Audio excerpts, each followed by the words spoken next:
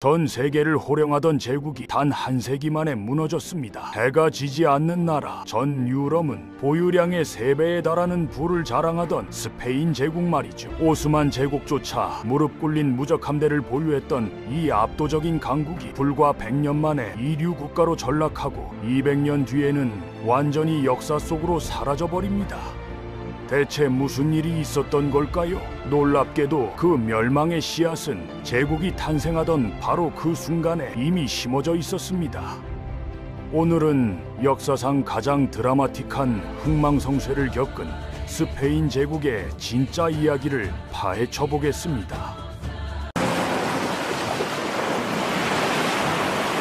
15세기 후반 이베리아 반도는 여러 개의 작은 가톨릭 왕국들로 쪼개져 있었어요. 카스티아, 아라곤, 포르투갈 같은 나라들이 서로 경쟁하면서 남쪽의 이슬람 세력과 끝없는 전쟁을 벌이고 있었죠. 이 혼란 속에서 카스티아 왕국의 공주 이사벨과 아라곤 왕국의 왕자 페르난도가 운명적으로 만납니다. 두 사람은 사랑에 빠졌고 결혼했으며 각자의 나라를 물려받았어요. 그리고 1479년 이 두 왕국이 합쳐지면서 스페인이라는 새로운 국가가 탄생하게 되죠. 신생 스페인은 출발부터 달랐습니다. 1492년 이베리아 반도에서 이슬람 세력을 완전히 몰아내는 데 성공했거든요. 무려 800년 가까이 이어진 전쟁을 끝낸 겁니다. 같은 해 콜럼버스가 스페인의 지원을 받아 항해를 떠나 아메리카 대륙을 발견하게 되죠. 이건 정말 대박이었어요. 스페인은 신대륙을 정복하며 상상을 초월하는 부를 얻었고 16세기 중반 펠리페 2세 시대가 되자 유럽, 아메리카, 아시아,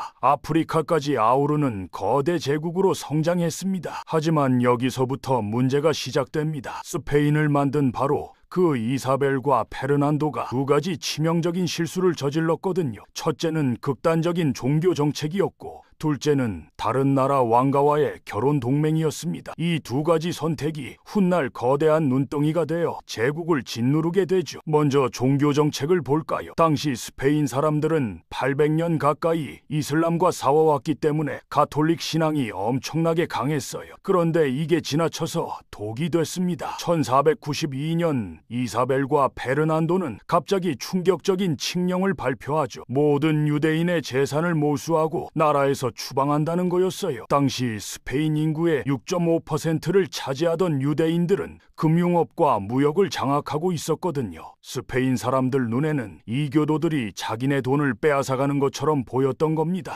이 정책으로 무려 26만 명의 유대인이 하루아침에 쫓겨났어요. 단기적으로는 재산 몰수로 돈이 들어왔지만 장기적으로는 재앙이었죠. 부자 26명이 내던 막대한 세금이 사라진 겁니다. 게다가 유대인들이 떠나자 스페인의 제조업도 급속히 무너졌어요. 나중에 스페인이 해외 빚쟁이들에게 나라를 저당 잡히게 될 때 이 유대인 추방이 결정타로 작용했습니다. 1480년에는 종교재판소까지 설립했어요. 처음에는 가톨릭으로 나라를 단합시키려는 의도였지만 힘을 주니까 변질돼 버렸죠. 가톨릭 교회의 권력이 비대해지면서 마녀 사냥과 종교적 처형이 난무했고 스페인은 점점 폐쇄적이고 극단적인 국가가 되어갔습니다. 16세기 당시 네덜란드 같은 개신교 국가들은 유대인을 받아들이며 산업이 발전하고 새로운 과학 지식을 빠르게 흡수하고 있었어요. 반면 스페인은 개신교의 지식을 이단으로 규정하고 무려 700권이 넘는 과학 서적을 금서로 지정했습니다. 해외 유학도 금지했고요. 결과적으로 스페인의 과학 발전은 완전히 멈춰버렸죠. 두 번째 실수는 합스부르크 가문과의 결혼 동맹이었습니다. 1504년 이사벨이 먼저 세상을 떠나고 페르난도가 홀로 스페인을 통치하게 됐는데 그는 강력한 이웃나라 프랑스가 두려웠어요. 그래서 프랑스의 라이벌인 합스부르크 가문과 손을 잡기로 했죠. 결혼 동맹을 맺어서 피를 섞은 겁니다. 여기까지는 괜찮았어요.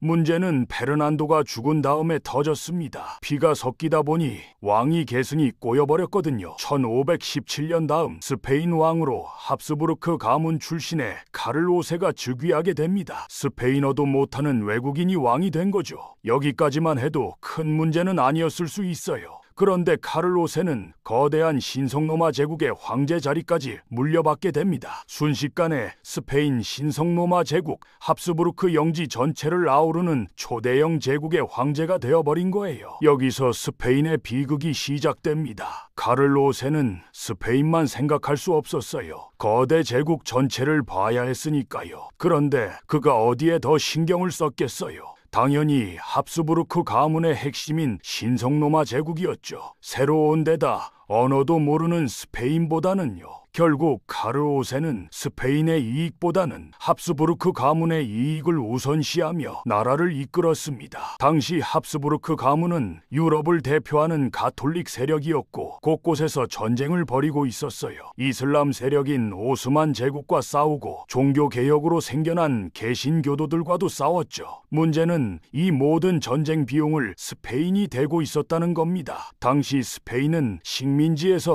엄청난 돈을 벌고 있었거든요.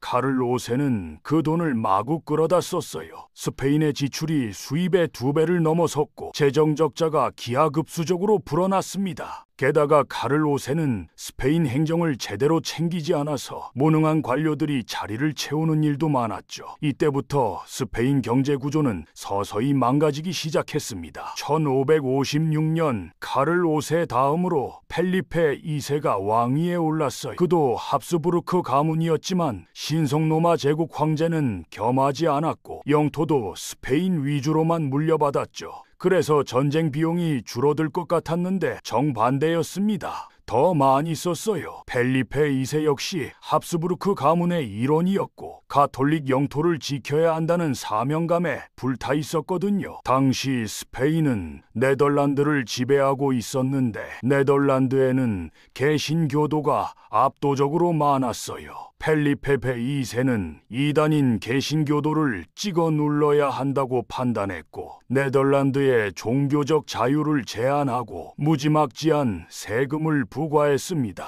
그 결과 1568년 네덜란드에서 반란이 일어났고 이 전쟁은 무려 80년이나 계속됐어요. 스페인은 총 2억 2천만 두카트를 이 전쟁에 쏟아부었는데 이게 국가 전체 예산의 22년치에 해당하는 금액이었죠. 네덜란드는 같은 개신교 국가인 영국의 지원을 받고 있었어요. 격분한 펠리페 2세는 영국에까지 전쟁을 선포했습니다. 하지만 스페인 무적 함대는 해전 중 태풍을 만나 전력의 3분의 1을 잃었고 함대 유지비로 국가 1년 예산이 통째로 날아갔죠. 여기에 오스만 제국과의 전쟁까지 더해지니 전비 지출은 어마어마했습니다. 아이러니하게도 펠리페 2세 시대에는 아메리카 식민지에서 엄청난 양의 은이 들어왔어요. 1600만 킬로그램이 넘는 은이 유입되어 유럽 전체에 인플레이션을 일으킬 정도였죠. 하지만 펠리페 2세는 그 많은 돈을 모조리 전쟁으로 날려버렸습니다. 수입보다 지출이 압도적으로 컸고 국가 부채는 눈덩이처럼 불어났어요. 결국 펠리페 2세 치세 동안 스페인은 4차례나 국가 파산을 선언했습니다. 돈이 궁해진 펠리페 2세는 해외 유대인 금융가들에게 돈을 빌렸어요.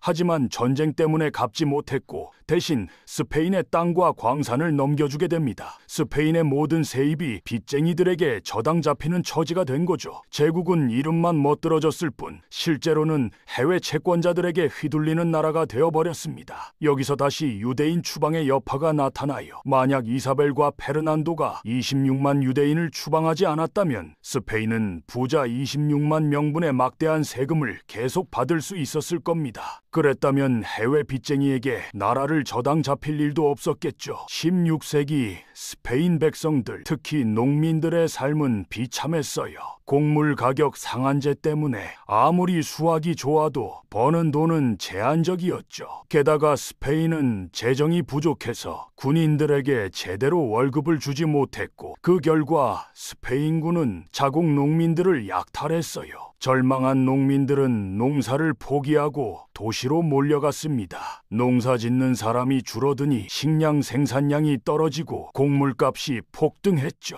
물가가 오르니 스페인산 물건은 더더욱 경쟁력을 잃었고요. 펠리페 2세가 1598년에 죽은 뒤 펠리페 3세가 뒤를 이었는데 그는 선왕이 벌려놓은 전쟁들을 평화조약으로 마무리하려고 노력했어요. 전쟁이 줄어드니 돈 나갈 구멍도 줄어들었고 내정에 집중할 기회가 생겼죠. 하지만 펠리페 3세는 이 소중한 기회를 날려버립니다. 또다시 극단적인 종교 정책을 펼친 거예요. 당시 스페인에는 모리스코라는 집단이 약 30만 명 살고 있었어요. 원래 이슬람교도였다가 가톨릭으로 개종한 사람들이었죠.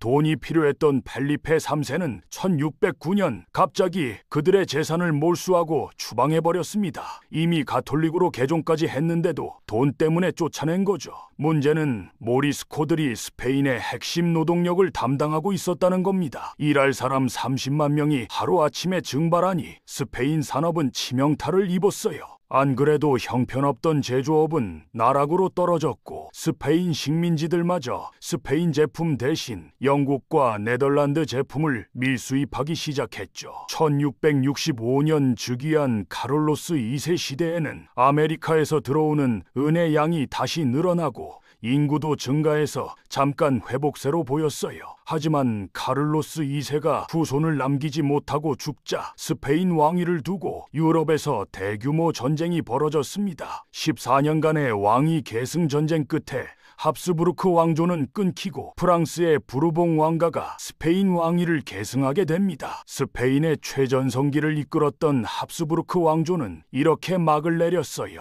페르난도의 결혼 동맹으로 들어선 합스부르크는 끊임없는 전쟁으로 스페인 국고를 탕진했고 이사벨과 페르난도가 심어놓은 유대인 추방과 종교 재판소는 꾸준히 국력을 갉아먹었죠. 처음에 작은 실수가 눈덩이처럼 굴러가 결국 제국을 무너뜨린 겁니다. 스페인 제국의 몰락은 정말 드라마틱합니다. 나라 시작부터 생긴 작은 실수들이 나비 효과처럼 번져서 결국 제국을 무너뜨렸으니까요. 충분히 더 위대한 제국이 될 잠재력이 있었는데 말이죠.